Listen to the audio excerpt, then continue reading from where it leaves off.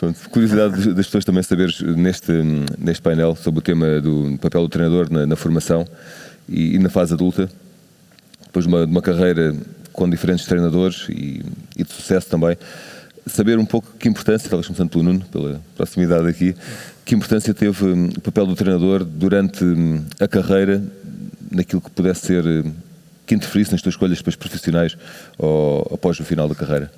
Bom dia, antes de mais, e também antes de mais dar uma palavra à Inês. Inês, obrigado pelo convite.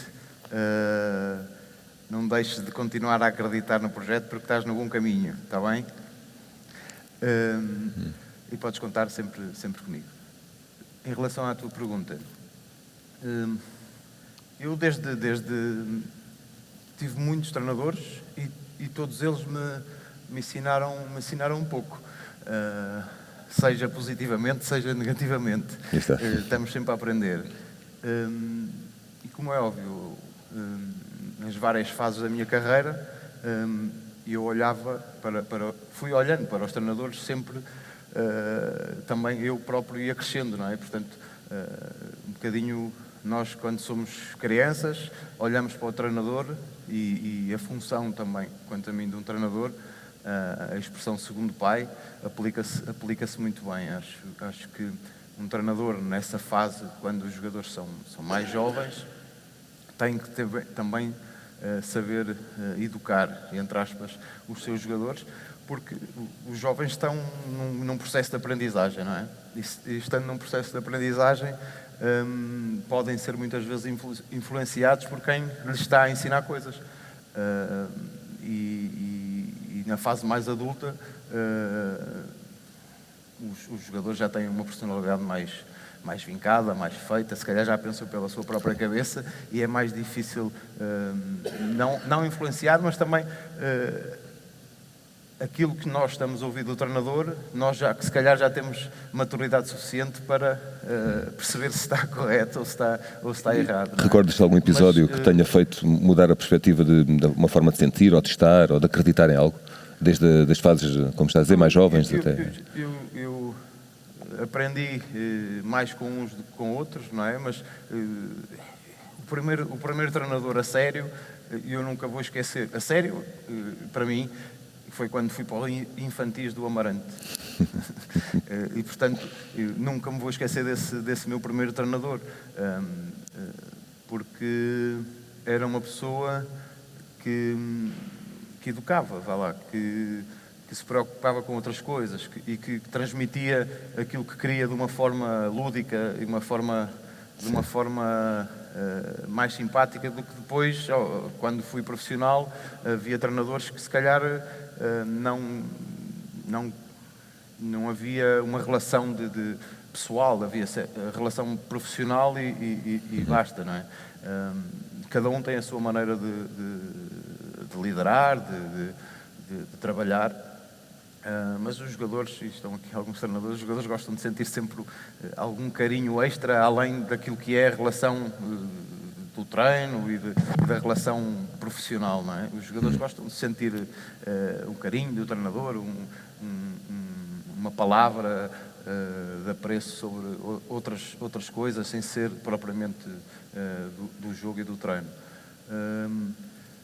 Exemplos, eu tive vários treinadores que eram um pouco assim, sei lá, e se calhar tive grandes treinadores como treinador mesmo de futebol e eu costumava muito com os meus colegas a relação que existe, para além daquilo que é a relação treinador-jogador, é muito favorável para o treinador, porque os jogadores, inconscientemente ou não, se gostarem muito do treinador, vão correr mais, vão trabalhar mais.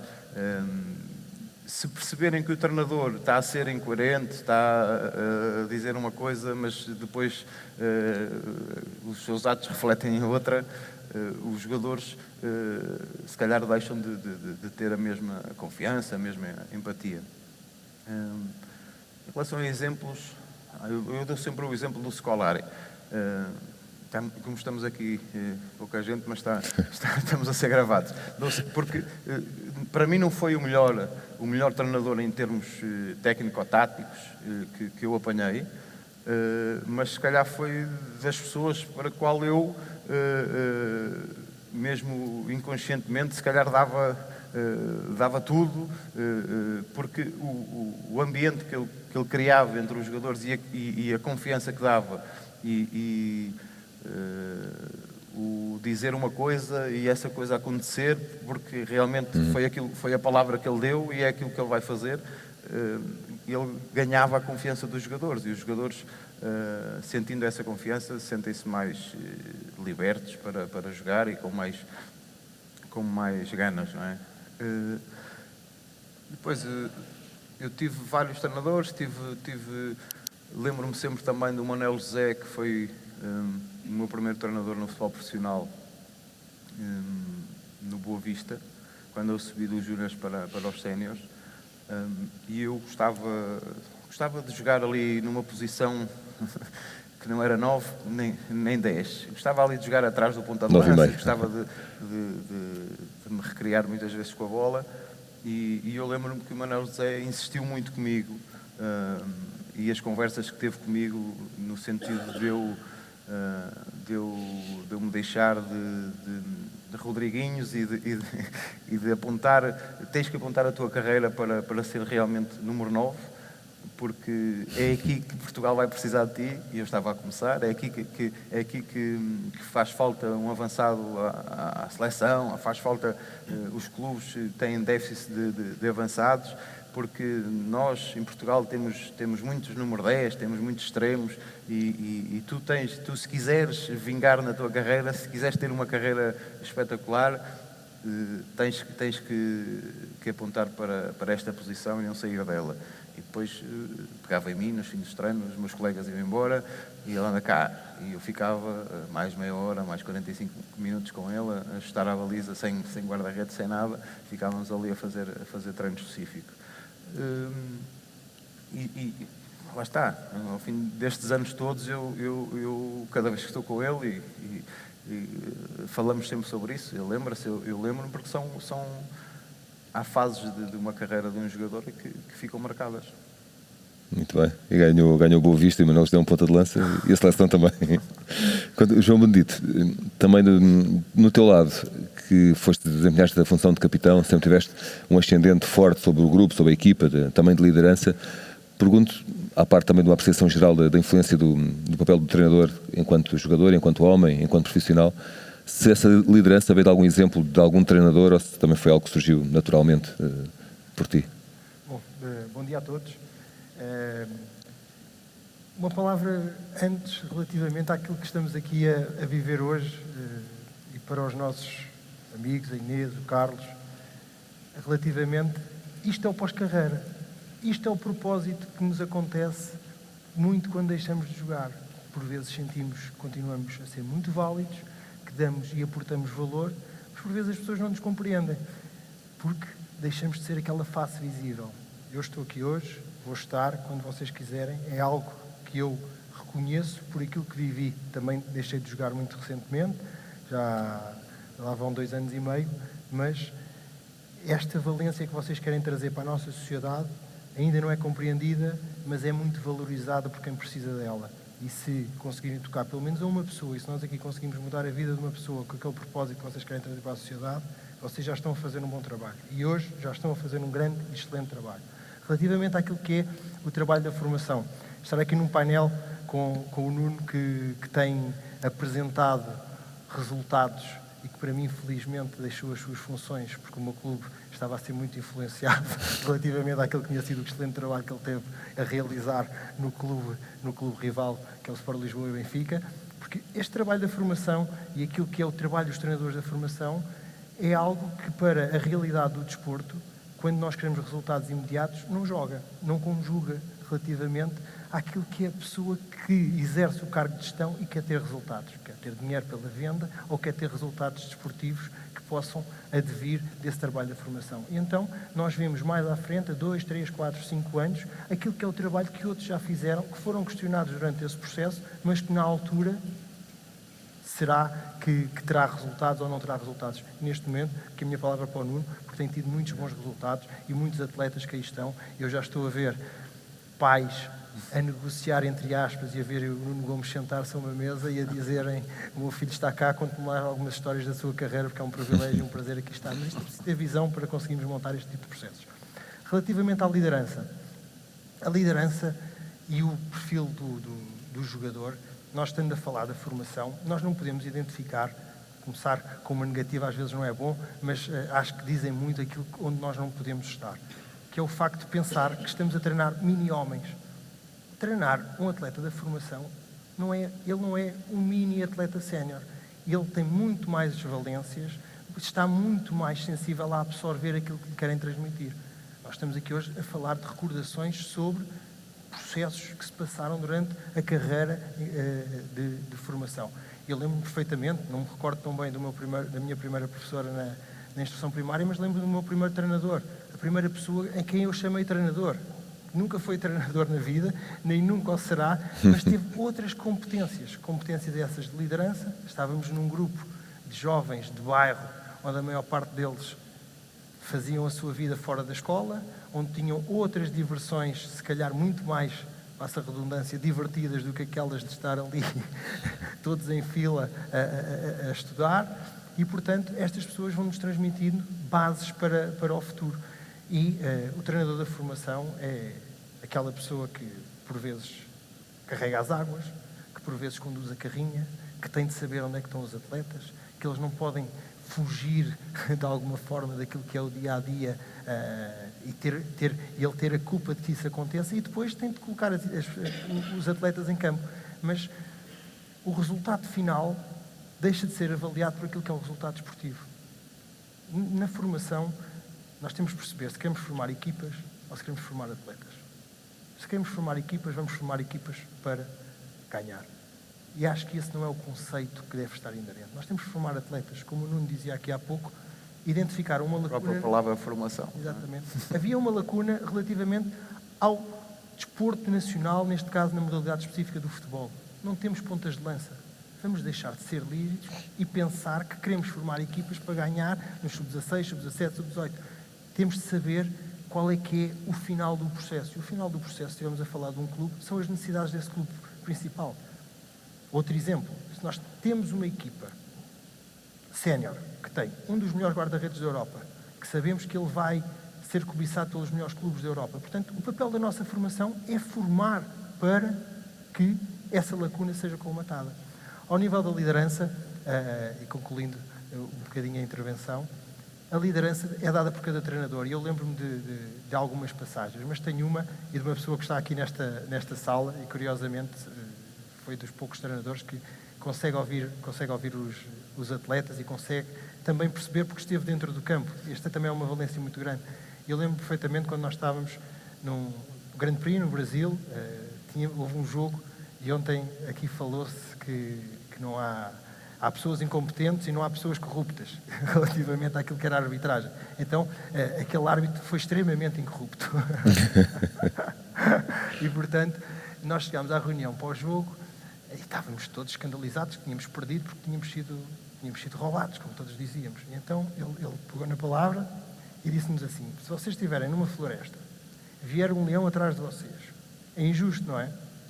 Mas têm de subir à árvore, porque senão morrem. E, portanto, todos estes ensinamentos que nos são transmitidos pelo lado positivo e não pelo lado negativo, pela forma das competências não só desportivas, das competências de liderança, das competências interpessoais, deixam-nos uma marca muito grande, e grande de tal forma que nos vai permitir no futuro ser melhores atletas desportivamente, porque estamos envolvidos no processo, e ser melhores homens. Isto fala-se muito em ser melhores homens. O que é ser melhor homem? O que é ser melhor atleta e tendo uma boa base humana? É lutar pelos objetivos sem passar por cima das outras pessoas. Se nós repararmos, as únicas pessoas que discutem depois do jogo não são os jogadores. Nós dentro do campo irritamos-nos uns com os outros, mas à volta do fenómeno desportivo, aqueles que continuam a discutir cá fora nunca são os jogadores. E, portanto, essa é uma base, e acho que essa base daqui para a frente há pessoas como o Nuno que são muito válidas nesta área e outras áreas, mas que é importante que regressem ao desporto e que possam aportar este valor para formar estes nossos atletas do futuro. Já que estamos a falar de formação, temos aqui o Nuno que tem feito um bom trabalho, que foi reconhecido pelo João na área da formação. Do Benfica. Adversário. É o fair play presente. Fala-se muito de, ontem também se falou da história dos resultados e da exigência muitas vezes de elementos exteriores à formação, os pais, familiares, mas essa gestão, como é que se gera, como é que se faz esse casamento, formar os atletas habituando a ganhar, digamos assim, focado na vitória, mas ao mesmo tempo valorizando mais, se for possível, a formação enquanto homens também, não é? Não é fácil, mas é uma mensagem que tem que estar presente no dia-a-dia de uma academia de futebol de alto nível. Como é óbvio, há sempre a outra face da moeda, que é a exigência de resultados, aquilo que os adeptos também esperam de ver, e hoje em dia, cada vez mais, os adeptos também estão atentos àquilo que se passa na formação, fruto do fenómeno que foi nos últimos anos, o crescimento que tem sido aquilo que é, neste caso, a Academia do Benfica. E, portanto, já o próprio fenómeno das redes sociais hoje em dia, que também veio trazer maior conhecimento e de acesso mais fácil às pessoas, muita gente debate nas redes sociais já o jogo dos júniores, dos juvenis, os nomes dos jogadores, que aquilo se calhar no meu tempo era impossível acontecer. Eu lembro-me, sei lá, nos juvenis e nos júniores, para sair uma coisinha assim do meu jogo no jornal, era preciso ganhar o título. Sim, já páginas semanais. Todos os dias ou todas as semanas se fala das camadas jovens, e bem, porque é sinal de que tem havido evolução, e os clubes portugueses sempre trabalharam e sempre tiveram pessoas com valor à frente das camadas jovens, e sempre tiveram. Nós somos um país pequeno, mas sempre tivemos talento, não só no futebol, mas em todas as outras modalidades, e em termos de treinadores e outras áreas também. E, portanto, houve por necessidade também, uma maior aposta na formação. O Sporting, e bem, começou mais cedo. O Benfica abriu a academia depois, percebeu se calhar aquilo que era o caminho, resolveu apostar forte, e tem tido os seus dividendos já, e continua a apostar, e vai com certeza ser esse o caminho. É difícil manter os jovens na terra, muitas vezes, porque também por aquilo que eu falei até agora, os agentes que circulam à volta de um jovem atleta, e quando falo em agentes não é só os empresários, mas os pais, os colegas, as namoradas, tudo isso hoje em dia, para um jovem de 14, 15 anos que começa a ter alguma visibilidade no mundo de futebol, mas que com 14, 15 anos ainda não é ninguém, mas que muitas vezes não percebem isso, não é? E depois, se ainda são alimentados por mais pessoas,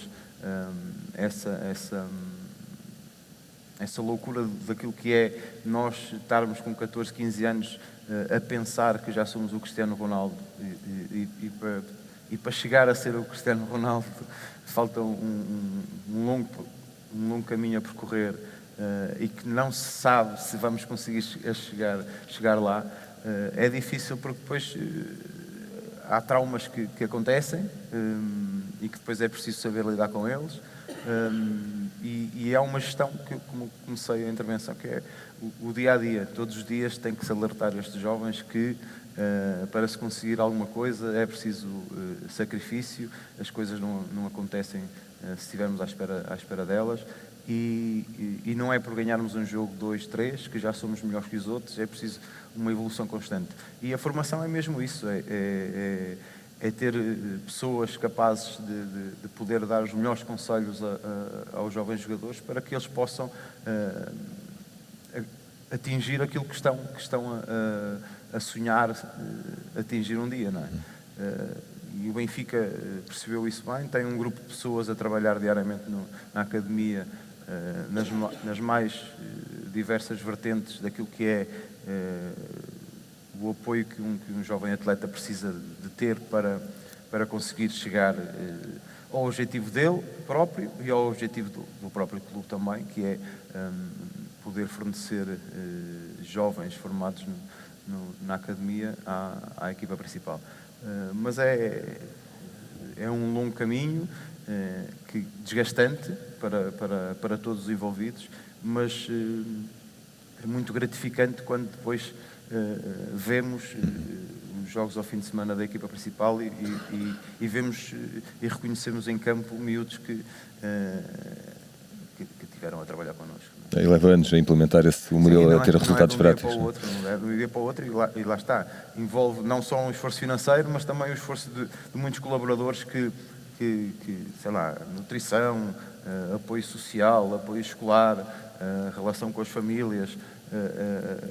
É um dia-a-dia desgastante. São principalmente aqueles que moram lá dentro de uma academia, que estão à nossa responsabilidade. São filhos, são filhos que temos que educar e pelos quais somos responsáveis. E daí a expressão que utilizaste há pouco, do treinador ser um segundo pai, principalmente das camadas mais jovens. Não é? Eu dei o meu exemplo de quando comecei nos infantis do Amarante, o treinador, eu olhava para ele com respeito como olhava para o meu pai, não é? E a maneira como ele falava, como ele eu lembro-me porque era não era um professor, mas também não era a palavra treinador. Ele era um segundo pai, porque a maneira como ele falava, ele também se percebia a paixão que ele tinha de estar ali a treinar-nos, não é? Mas também nós éramos com 10 anos, uns miudinhos, mas nós sentimos esse, não sei se foi por ser o primeiro, não é? Nunca me esqueci mas a maneira como falava connosco, a explicar-nos detalhadamente e com cuidado e com paciência, foi isso que mais me ficou na retina. Não é? Curioso que foi semelhante também a descrição do João, disse que não era bem um treinador, mas era uma referência. Perguntava também...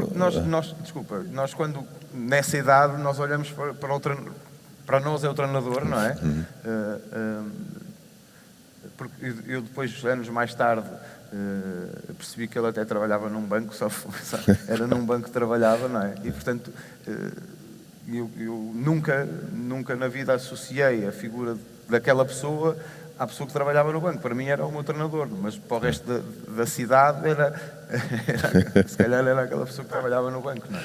E para nós isso fica na retina, porque não são as qualidades técnicas daquilo do esquema tático, mas sim a relação entre o jogador e o treinador, a forma de comunicar, passar a mensagem. Muito bem. Eu iria perguntar aos dois, talvez começando pelo João, já que estão os dois de acordo, é semelhante a opinião se tivesse a primeira figura, não é, do treinador, que faz um pouco de tudo, apoia no imaginário da criança, é muito mais fácil de receber toda a informação e de viver no mundo ainda sem não informação, digamos assim, e não só durante a carreira e depois da carreira, se continua a haver as mensagens do treinador, fica na formação e contribui para os homens que são hoje, ou depois da carreira ainda há algum treinador que tenha um papel, continua a ter um papel, algum aspecto de, não orientador, mas como treinador, como referência, ou uma segunda opinião, eventualmente? Sim. Isto que eu me referia relativamente a ser um segundo pai, nós até temos menos confiança com o treinador do que temos com o pai. Portanto, estamos menos à vontade e respeitamos mais naquela vertente relacional e, portanto, estamos mais sensíveis a absorver. Relativamente depois àquilo que é o processo da transição para sénior, fazendo aqui uma introdução relativamente à questão, eu julgo que depois isto se tende a perder na idade sénior. Eu não percebo porque é que os treinadores depois deixam de ter esta vertente pedagógica. O atleta continua a ser um ser humano. E se deixar de ser um pai, o treinador, por questões de idade, por vezes até tem idades muito, muito parecidas, continua a ter de ser um confidente, um conhecedor da realidade do dia-a-dia do atleta, perceber quem está como está, porque é que está a render ou a não render dentro do campo, olhar para um atleta só com o equipamento, camisola, calção e meias, para isso temos os adeptos. O treinador tem que perceber o que é que ele está dentro. Se foi pai recentemente, se anda a dormir mal, se tem um problema, quem sabe, financeiro, familiar. Ou ter rendimento na vida profissional, não é? Até já na área depois no pós-carreira. Exatamente, com a tendência que existe hoje em dia para o conceito tecnológico de identificação e de preparação do jogo, o treinador, para mim, em termos futuros, vai voltar a ser um motivador. Nós ouvimos naquelas histórias de sucesso, e aproveitando o Sport TV estava aqui, quando nós falamos num Report TV e vemos uma história de sucesso de uma equipa, o que é que nós nos lembramos? Daqueles últimos discursos, daquelas últimas palavras de balneário. E o que é que nós ouvimos? São motivacionais. Eu reuni enquanto capitão de equipa e houve uma altura que tentei perceber o que é que mais os atletas ouviam no minuto de desconto do treinador. E o treinador, por vezes, eu tive treinadores que diziam vamos jogar em 3-1, em 4-0, vamos pôr a bola longa, pôr a bola curta, mas o que realmente ficava era o motivacional. E nesta tendência tecnológica, nesta tendência de termos o acesso à tecnologia para conseguir preparar, conhecer a outra equipa, o treinador vai voltar a ser este ser humano. Porque passámos aqui um hiato em que ele se tentou tornar mais uma máquina e pensar só no desporto. Absorver aquilo que é a realidade social, intelectual do momento do atleta é fundamental para perceber o rendimento dele na altura. Às vezes nós não percebemos porque é que se marca mais ou menos golos. E por vezes não é uma questão de treino, é uma questão de saber como é que estamos. Relativamente àquilo que é o pós-carreira, há uma coisa que fica logo automaticamente, são as saudades de jogar. Por vezes não tanto as saudades de treinar, mas as saudades de jogar. Enfrentar grandes competições, ir para dentro do campo, preparar para essas competições, chegar ao local do jogo completamente absorvido naquilo que é a realidade de dentro do campo. Não perceber como é que hoje em dia temos um atleta que coloca uma foto e responde nas redes sociais dentro do próprio balneário. E, portanto, estas coisas nós levamos e conseguimos ter uma análise para aquilo que é a realidade dos dias de hoje. Muitos ensinamentos que tenho hoje em dia, eu levo mais ensinamentos para a vida, para a minha questão empresarial, para as minhas empresas, para a gestão das minhas próprias equipas, de colaboradores, que mais se relacionam com aquilo que foi o papel dos dirigentes e dos treinadores por onde eu passei. Porque a fase do atleta é uma fase que nos marca para a vida. Nós temos uma profissão diferente daquilo que é a realidade. Não temos horário, desengane-se quando se pensa que um atleta treina 1h30 por dia e isso é o suficiente para poder estar preparado para um jogo. Tudo o resto faz falta, como o descanso, como as questões lúdicas, pedagógicas, a própria convivência social vai influenciar aquilo que é o rendimento. Mas tudo em prol do objetivo que é estar a competir e poder competir em condições. E nós aqui temos um exemplo nacional que deverá servir de gerações em gerações, que é o facto de nós olharmos para aquilo que é comunicado da vida do Cristiano Ronaldo e ele faz uma vida completamente focada naquilo que é o seu rendimento desportivo. Eu costumo utilizar, por vezes vou a alguns colóquios como este, relativamente ao pós-carreira, e o atleta, e dizia Jorge Valdano, que tem de dormir como um bebê, comer como uma bailarina e treinar como um ranger. E esta é a realidade. Ou queremos ser atletas, ou queremos fazer outra coisa na nossa vida. E, portanto, onde estamos, temos de tentar ser os melhores. E na fase do pós-carreira, o que trazemos do desporto é um ensinamento para a vida, porque eu costumo dizer aos meus colaboradores, nós no desporto conseguimos nos mandar para todo o lado, dentro do campo, durante os treinos, mas percebemos que mantemos o mesmo objetivo.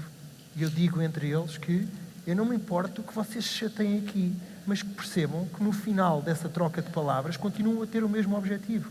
Isto é aquilo que levamos do desporto, é aquilo que levamos dos ensinamentos que nos trazem. E essa figura do treinador é fundamental para que isso aconteça, porque é um elo de ligação. E não fará sentido haver a disponibilidade no mercado de emprego, digamos assim, no pós-carreira, um papel do treinador que conhece o atleta, adaptado, se calhar, ao rendimento familiar / profissional, numa empresa ou na área em que estiver? É possível ou estou a criar aqui uma ideia fora do imaginário? Para para falar, porque a minha base de recrutamento, em termos de recursos humanos, tem uma prevalência relativamente àqueles que foram atletas, mesmo por este motivo, que eu noto que são pessoas menos suscetíveis, mais de coração ao pé da boca, mas que, no cômputo geral do alcançar do objetivo, focados, são completamente focados nessa tarefa. E, por vezes, há essa suscetibilidade, e essa suscetibilidade é quebrada porque veem que o objetivo não está a ser alcançado, ou porque não vão conseguir alcançar o objetivo. E, portanto, nesse aspecto, sou suspeito para falar. Tenho, como meus colaboradores, uma guarda-redes de futsal, um ex-árbitro, já tive outro tipo de atletas, e tento adaptar. Por exemplo, esta função desta pessoa que foi ex-árbitro, eu tentei identificar para uma função organizativa. É preciso compreender, e lá está o papel do treinador, quais é que são as valências de cada uma dessas pessoas, não só técnicas, como também psicológicas. Se temos uma pessoa que, em termos de grupo, é um motivador, se calhar eu dar-lhe uma oportunidade no tempo para conseguir estar mais em campo e conseguir também ser uma referência dentro de campo, ele vai-me ajudar mais em termos daquilo que é a persecução dos objetivos da equipa, porque ele faz falta a essa equipa. Se nós tirarmos o tapete a alguém que é importante em termos de grupo, naquilo que é o seu desempenho desportivo, ele também perde aquilo que é a influência perante o grupo, porque só está a influenciar do lado motivacional e não do lado desportivo. Mas, sim, efetivamente, leva-se muito daquilo que é o desporto, e hoje em dia as empresas estão cada vez mais a procurar testemunhos como estes que estamos aqui a trazer através do Your Future, para conseguir motivar os seus colaboradores e que eles percebam que há um objetivo comum muito para além daquilo que é o seu mundo de secretário e computador. Qual é a tua opinião, Nuno, sobre essa possibilidade e o papel do treinador? Estou totalmente de acordo. Para quem já acabei a carreira e comecei a trabalhar, neste caso a empresa era o Benfica.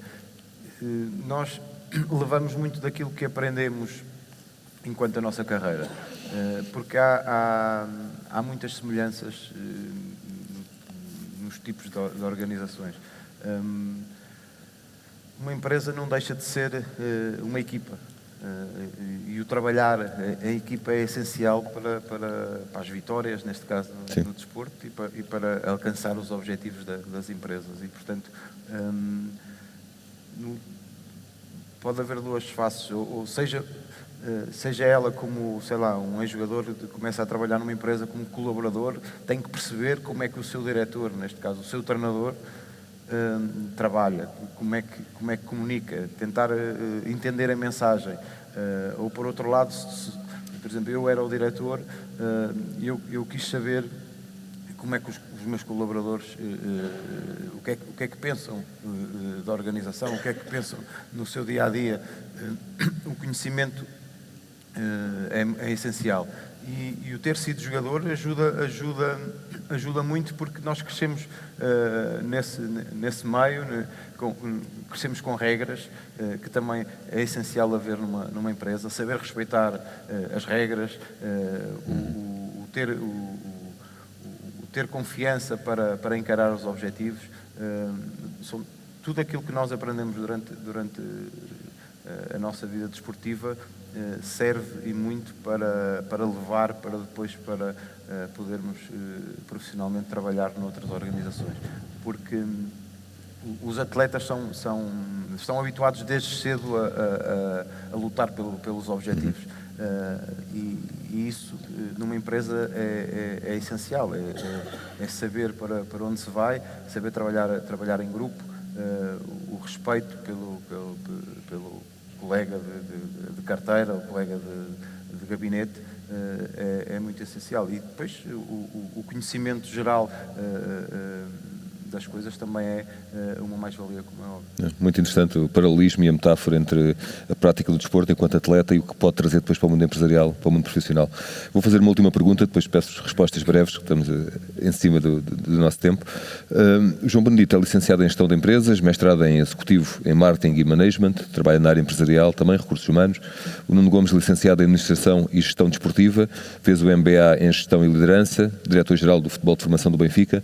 Pergunto-vos, sabendo que a vida de um atleta tem muito pouco tempo livre, não só para si como para a família, porque dos treinos, estágios, jogos. Como é que conciliaram isto? Como é que se prepararam para o final de carreira, já que também é o assunto que nos trouxe aqui hoje? Como é que se prepararam para este final de carreira? Qual foi a inspiração? Se prepararam ou se só tiveram a oportunidade depois da carreira para chegar às funções que estão a desempenhar hoje? Eu vou começar, desculpa, João. Eu nunca comecei um jogo, nunca me deixaram ir lá enfrentar o toque na bola. Nunca, nem uma vez? Portanto, nem uma vez. Vamos organizar um particular. Eu pensava que tinha capacidade, mas há treinadores que não percebiam. Jogaste à frente muitas vezes. Quando me deixavam, mas estavam sempre a gritar para ir para trás. É uma pressão, pá, é a maior das pressões. Não levava a bola, está quieto. Boa. Eu acho que hoje em dia, e bem, há um maior alerta para aquilo que é o pós-carreira do atleta, as soluções que existem ao seu dispor para preparar com antecedência. Eu, no meu caso, se calhar gostava de ter tido alguém que me tivesse chegado ao pé de mim e me batesse à porta e dissesse: atenção que tu daqui a 2, 3, 4 aninhos vais acabar de futebol. Não sei se tu sabes, mas vais acabar. Porque eu queria afastar esse pensamento o mais longe possível. Eu sabia que ia chegar o dia, não é? Mas não queria pensar nele. Não queria pensar nele porque eu sabia que aqueles muito provavelmente iam ser os melhores anos da minha vida, não é? E portanto nós não queremos que eles acabem. Na brincadeira com colegas dizia... Eu sei que havia colegas que se preparavam mentalmente para isso, havia outros que tinham estabelecido metas em anos mesmo temporais. No ano 2010, a partir dali e estávamos em 2004. Havia jogadores, colegas meus, que tinham essa capacidade. E eu não tinha essa capacidade e sempre disse, na brincadeira, eu vou jogar até o dia que alguém me for lá dentro do campo dizer tu já acabaste, já não andas aqui a fazer nada. Eu dizia um bocadinho isso. Porque sabia que aqueles iriam ser, e até prova em contrário, foram realmente os melhores anos da minha vida. Porque nós acabamos por ser uns felizardos de estarmos a fazer aquilo que mais gostamos de fazer como profissão, não é? Mas como é óbvio, sabia que eu nunca tive a vontade de ser treinador, por exemplo, porque se calhar se recuarmos 20, 30 anos, e por isso comecei a falar na evolução que tem existido e bem, porque se calhar há 20, 30 anos a única solução para os ex-jogadores era serem treinadores, não é? Se calhar a única saída que existia era acabar de jogar e ficar a treinar alguma equipa ou adjunto de uma equipa técnica, e hoje em dia há um leque de opções diferente. E eu sempre olhei para o lado de treinador não como uma alternativa, porque achava que não ia ter essa capacidade, essa vontade, e é preciso também, eu acho que é preciso também nascer para isso. E eu ia vendo ao longo da minha carreira alguns colegas com em que eu facilmente dizia: este rapaz, quando acabar a carreira, vai ser treinador de certeza, porque nós sentimos dentro do campo também, muitas vezes, os colegas que têm mais jeito do que outros para liderar uma equipa ou para poderem ser treinadores no final da carreira. E eu nunca, apesar de ter tido muitos treinadores que me diziam isso, que eu devia ir, nunca me chamou. nunca foi apelativo essa via. Sempre pensei mais em ficar ligado, sim, a uma equipa de futebol, a ficar ligado ao futebol de uma forma mais fora das quatro linhas, em funções mais administrativas, neste caso, mas funções de preparar tudo aquilo que era o antes e o depois do jogo, do que propriamente os 90 minutos em si. Portanto, eu deixei por opção os estudos cedo. Quando eu saí da Amarante para o Boa Vista, e depois eu tinha 14, 15 anos, Andei 2 ou 3 anos na escola, mas a partir do momento em que comecei a ser chamado à seleção, sub-15, sub-16, sub-17, eu vivia sozinho com mais outros miúdos como eu e, portanto, não tinha... Na altura não havia também essas pessoas que existem hoje, que estão no dia-a-dia de um clube preocupadas somente com saber se os jogadores estão a estudar ou não. E eu, na minha altura, eu fazia o que me apetecia e não passava contas a ninguém. Deixa fizesse golos. E se fosse às aulas ia, se não fosse ninguém me ia ter comigo. Olha que estás a faltar às aulas e é importante para ti. Eu deixei e depois ao longo da carreira fui ganhando mais maturidade e fui pensando que tinha sido um erro ter deixado de estudar. Conciliaste os estudos ainda... E depois, quando somos profissionais de um grande clube, quando somos internacionais, é difícil nós termos tempo para outras coisas, principalmente para estudar, porque o andar numa universidade também é exigente. E eu não digo que não se consiga fazer, há casos de jogadores que conseguiram fazer a universidade e ter uma carreira profissional de alto nível. Eu optei por esperar por acabar a carreira de futebolista e depois, com tempo mais livre, dedicar-me a voltar a estudar, porque era uma vontade minha, uma realização pessoal também, e por um lado, e por outro, em termos profissionais, eu acho que fala-se muito também dos treinadores, se os ex-jogadores deviam ou não ter um acesso mais fácil, entre aspas, à licença de treinador. E eu acho que é um pouco das duas coisas. A experiência de ter sido jogador ajuda muito para podermos depois fazer um bom trabalho, mas também não nos dá tudo. Acho que também devemos ir adquirir conhecimento teórico, porque é importante para a nossa valorização e para fazermos também um trabalho melhor ainda. Obrigado. E João? Bom, a conciliação de tudo isto é complexa, é difícil, mas por vezes acontece num processo natural. E depende da fase em que estamos. Se temos um atleta, como o Nuno estava a referir, que é internacional, que tem que ter uma disponibilidade muito maior do que outros, que se calhar só tem a vivência do seu próprio clube, isto é mais facilmente conciliável. Mas o final de carreira é algo por onde todos nós sabemos que vamos, enquanto atletas, mas só o percebemos quando o vivemos. E por vezes temos pessoas que estão ao nosso lado que são mais nossas amigas do que outras, e essas mais nossas amigas do que outras são aquelas que nos tocam no ombro e dizem: olha, tu já não estás a ser o mesmo, há qualquer coisa aqui que se passa, tens de começar a preparar. E por vezes temos outras que são menos amigas que nos dizem: não, tu ainda és capaz, não, o treinador é que é isto, não, o clube é que não te está a ajudar, não, eles é que não estão a fazer as coisas certas. Portanto, há um conjunto de fatores que nos leva a ter a consciência, vivê-la. E eu associo um bocadinho à vivência que tenho agora, que é como a paternidade. Nós percebemos que aquilo é muito bom, mas só vivendo é que percebemos o que é que passamos. E também percebemos que há coisas más, nomeadamente quando se tem que ir pôr a xuxa à noite, dar um vibron e outras coisas. Mas é uma fase que só vivida. Por vezes há atletas que ainda jogam, que estão mais sensíveis a absorver quem já deixou de jogar, a dar-lhes alguns conteúdos sobre esta matéria, mas é lógico, e a conciliação, e eu entendo aqui relativamente, e não me interpretem mal com este ponto, fala-se muito nas carreiras duais ou nas carreiras duplas. O que é que nós queremos?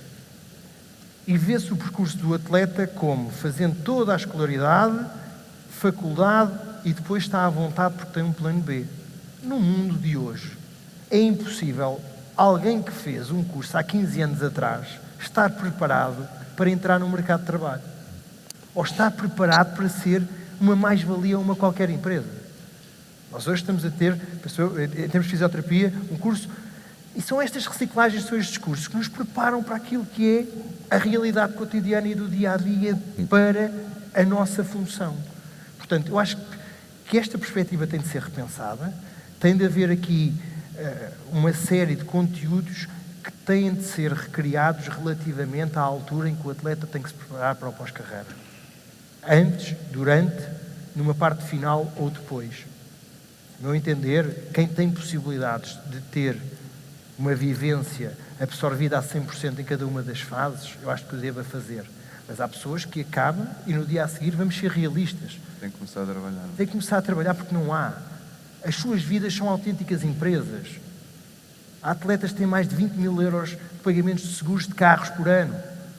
E depois, o que é que acontece? Ao estudo, nós se formos a reparar, numa carreira contributiva de 15 anos de atleta, um atleta tem de juntar cerca de 1 milhão de euros para ter 1% de juro, com uma aplicação num banco, para ter um ordenado mínimo nacional. E isso satisfaz aquilo que são as suas necessidades e as necessidades de sentido durante toda a sua carreira. Portanto, este período que vai entre os 3, 4 anos antes de acabar a carreira, aos 3, 4 anos a seguir a acabar a carreira, torna-se dramático em termos de preparação e em termos de necessidade, porque depois há a pressão. Pressão essa que é de ter alguma coisa. De continuar a satisfazer as suas necessidades financeiras, sociais e afins. E surgem as depressões, porque há muitos atletas nos anos seguintes... Depende sempre de cada um, não é? Mas, nós fomos a ver esta realidade. Não é fácil, não é? Tu estás a fazer uma coisa durante 20 e tal anos, muitas vezes, repetidamente ao longo dos dias, ao longo dos anos, e de um momento para o outro, mas é que é de um dia para o outro. Acabou-se. Acaba, não é? Não fomos despromovidos. Se não estamos preparados para isso, fica complicado, muitas vezes, conseguir lidar com essa fase, porque se não conseguirmos desviar o foco ou ter uma saída profissional também que nos agrade, muitas vezes é difícil para os ex-atletas lidarem com esse sentimento, com esse vazio, não é? Não sei se concordas, mas nós conseguimos perceber no final de carreira o que é envelhecer antes de estar velho. Sim. Nós deixamos de ser capazes, não é? Nós somos velhos, nós somos os velhos, não é? Que já não somos capazes, mas não estamos na reforma. E depois isto é muito engraçado, nos meses a seguir ainda temos ali umas almoçaradas, o pessoal dançava durante nós, mas o que é que acontece? Não, esta pessoa já não é capaz, tu já não és capaz. E eu lia, a preparar uma intervenção aqui há bem pouco tempo, um jogador de futebol americano com 68 anos. E ele dizia, e teve um período de depressão muito forte, depois de ter deixado de jogar, com recaídas constantes, que todos os dias se levantava e achava que ainda era capaz de ir treinar e de ter os mesmos níveis de rendimento. E uma pessoa, eu quando me sento ali a ver ex-colegas meus e um guarda-redes a deixar entrar uma bola, penso, eu defendo aquilo, pá.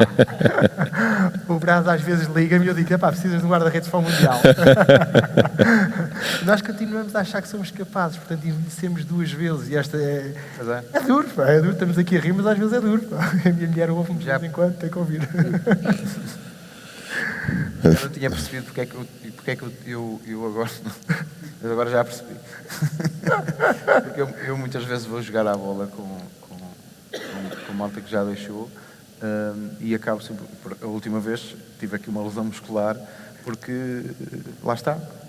Mas além... A bola bem, eu ainda penso que consigo fazer tudo. A cabeça e vamos atrás dele.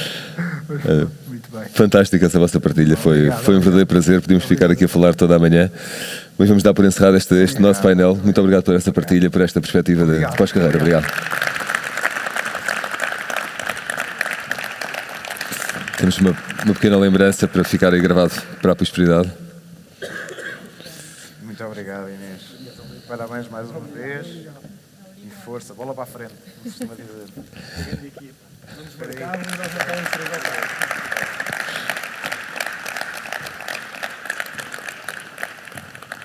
Ok? Obrigado. Obrigado. Foi um gosto pela continuação. Bom trabalho. Obrigado. Até a próxima.